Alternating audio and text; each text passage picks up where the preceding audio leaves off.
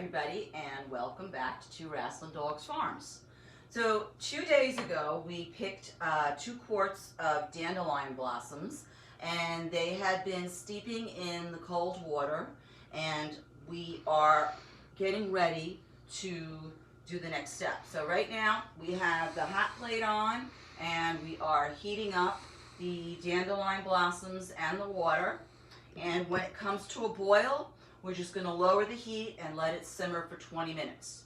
So once it's done simmering, we'll probably let it cool down for about 5 or 10 minutes, and then I'm going to start pouring that mixture into the jar again. But this time I've set up a funnel and some cheesecloth. Now, if you're unfamiliar with cheesecloth, it is a gauzy type material that you can buy at most grocery stores and home goods stores. They usually come in packages like this for about $2 or $3, and they're really great to have on hand when you are straining and filtering things. And when you're trying to reduce waste in your food system, these are kind of the projects you'll be doing, so you always want to have this on hand. So I use 2 layers of cheesecloth, just draped into the funnel, and I'm going to pour it through, and once all the liquid has seeped through, I'll just lift up all the corners. All the solid material will be in here, and I'm going to give it a good squeeze so we can get as much of the liquid out. And at that point, I'll take this liquid, pour it right back into my pot, add 1.5 cups of water. We're going to bring it to a boil, and then we're going to let it reduce by half. So you'll see the finished product tomorrow, and you'll probably also see it on my Facebook page tonight, to Wrasslin Dogs Farms.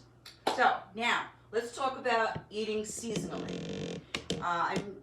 Remember I said that trying to find seasonal local food in April in the Northeast is not an easy thing to do.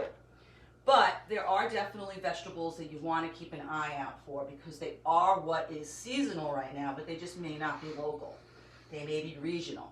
So for example, broccoli rabe. I love broccoli rabe, and it's a vegetable that not everybody is familiar with, and you might be a little afraid of buying it. What I did was I bought Andy Boy broccoli rabe, because it was pretty much all that was available. And it's from California, so it is at least an American product. And you just cut the bottoms off, discard them, put them into your compost. And then I just basically cut it up into 1.5 or 2-inch pieces. Now, one of the things you want to look for when you're looking at broccoli rabe, just as when you are buying broccoli, you want to make sure that the heads, the florets, are nice and green. You don't want yellowed blossoms. Now, what I'm going to do with this is I'm just going to parboil them for 4 minutes in salted boiling water. I will then drain them in a colander, and while they're cooling off, I'll just heat up some olive oil and saute some garlic.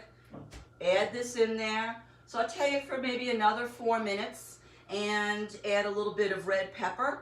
And I love to use my red pepper flour that I make every year from red peppers that we grow in the garden and things that we get from our local CSA and our local farmers. So every year it's a different flavor, but it's always got a wonderful, wonderful, sweet, hot taste to it. So we'll add a little bit of that, and salt and pepper, and this is a great opportunity to add some beans to the dish so that you get a little bit of fiber and protein.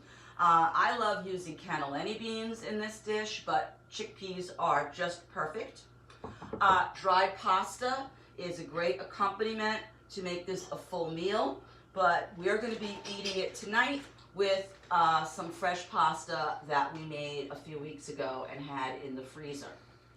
So that's about it. If you want to make fresh pasta, there's a video on my YouTube page. It's a 2-part video, and you'll learn how to make a basic 2-egg pasta, and it's a great thing for you to try if you want to try a new vegetable also. I recommend broccoli rabe. It's really, really delicious, and it's great for you.